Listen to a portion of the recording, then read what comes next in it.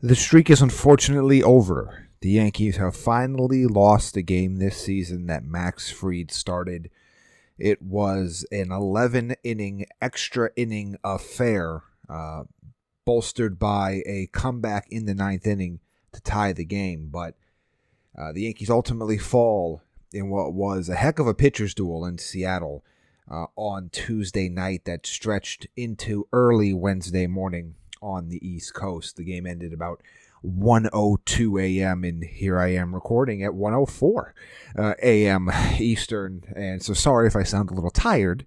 It's a long game and a long day, but the Yankees only have one more game this season that starts later than 8:15 Eastern. That's right. So for the rest of the season, there's only one more game in which is a Yankees at Dodgers game. That starts after 8:15 p.m. Eastern. This was a 9:40 Eastern start time.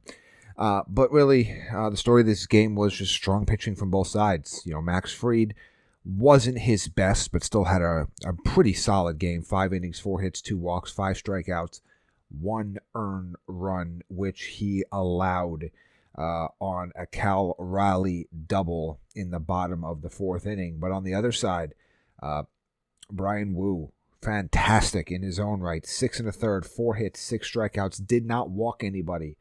And then the Mariners bullpen pretty much shut the Yankees out aside from the 9th inning where Munoz allowed his first run of the season. It was an unearned run in a very interesting sequence of plays that happened for the Yankees in that 9th inning to tie the game there.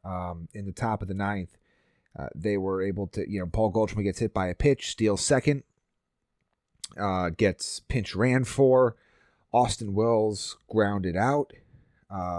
And then Anthony Volpe had basically a check swing that knocked the ball to the right side of the infield. And then there was a throwing error from Dylan Moore to try to get Pablo Reyes, who pitch ran for Paul Goldschmidt, home. Missed the plate completely, and the Yankees were able to score and tie the game. But unfortunately, for the 5th inning in extras this season as a road team in extra innings, for the 5th time, the Yankees failed to score that ghost runner at second. And they had opportunities. They got the ghost runner to third base in each of the 2 extra innings, but they were not able to get him home. And then eventually, in the bottom of the 11th, with Tim Hill on the mound, a single to center by Ben Williamson, and then a shot right down the left field line from J.P. Crawford over the 5 infielders for the Yankees in that case. Wouldn't have mattered. I mean, it wouldn't really have mattered who they played where on that play. J.P. Crawford just lines one down off of Tim Hill to win the game for Seattle. It'll be a loss, but an unearned run for Tim Hill, who is now allowed a run in 5 of his last 9 games. So he's going through it a little bit right now. But the rest of the Yankees bullpen, very solid. Fernando Cruz struck out the side in his 1 inning. Mark Leiter, 2 strikeouts in his inning. Luke Weaver pitched 2 strong innings himself. Devin Williams came in extras and locked down Seattle with the ghost runner. And then Tim Hill was the Yankees' 6th pitcher of the night, was not able to record an out, gave up 2 hits, and the ghost runner came around to score. But, it was just one of those games. Only one player for each team. One player for either team combined had multiple hits, and that was Trent Grisham. 6 hits only for the Mariners, all scattered with 6 different players. 5 hits for the Yankees with 4 different players. Trent Grisham 2 for 5 at the top of the lineup. Was the only multi-hit player in this game. Judge, Bellinger, and Austin Wells each had hits themselves. DJ LeMahieu made his season debut, but not starting. He ends up coming in as a defensive replacement as the Yankees were making some pinch hit moves. Ben Rice pinch hit for Yorbit Vivas.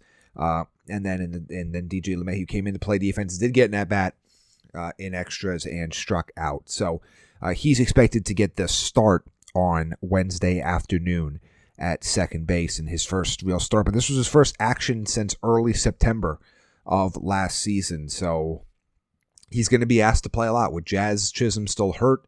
Obviously, Oswaldo Cabrera, who we'll talk about in a second, probably out for the season. The Yankees did not announce anything other than putting him on the 10-day IL.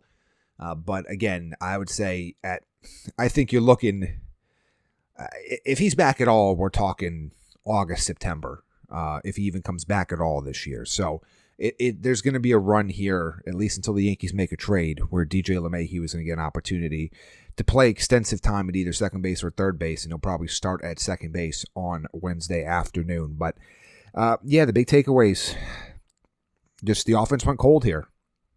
It's going to happen. There are going to be games like that. It's tough to get too worked up about it. I mean, in the last two games before this, the Yankees scored 23 combined runs. They scored 30 runs. Actually, no, if you want to go back, they've scored 40 runs over their last four games. So, what are you going to what are you going to say? I mean, this was a tough one to only score one run in 11 innings. When 2 innings you have a ghost runner, and the only inning you score a run without getting a hit, is definitely unfortunate, but there are going to be games like this. So the Yankees will come back for a 4:10 Eastern start time, an MLB Network game on Wednesday. It'll be Will Warren taking the mound, coming off of, his easily his best start of the season when he had 7 1/3 innings against the Athletics, allowing only one run. Facing Luis Castillo, a guy that's been a little bit up and down so far this season. So the series on the line here in this rubber match. But the only other news, from the day was what was expected when we talked on the show yesterday. Oswaldo Cabrera is placed on the IL. DJ LeMahieu activated as the corresponding move. It is the 10-day IL, and I know there were a number of Yankees fans on social media that were questioning, why wasn't he immediately placed on the 60-day IL? There's no way he's coming back in 10 days. This is all about roster construction and 40-man roster construction in particular. There's not necessarily a need right now. They don't have a need to have somebody else that wasn't on the 40-man come up and take his spot. So there's really no need at the moment to put him on the 60-day DL.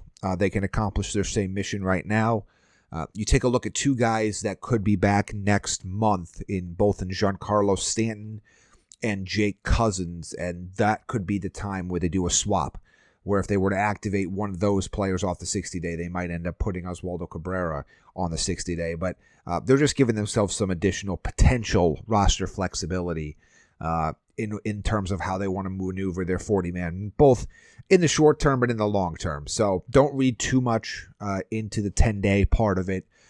He's going to miss a significant amount of time, if not the entire season. But good to hear that he was in good spirits, and he should be having surgery here very soon. So we will keep you posted on everything from the series finale in Seattle before the Yankees have yet another Thursday off day. Just feels like that's going to be their designated off day here in the early part of the season, and then obviously a monster series, Subway series this weekend against the Mets. But I think if the Yankees, like we always say, go win the series, take 2 of 3, it's going to make that cross-country flight back home a whole lot better if they're able to win the finale in Seattle. And we will have it covered here on the Bombers Beat podcast.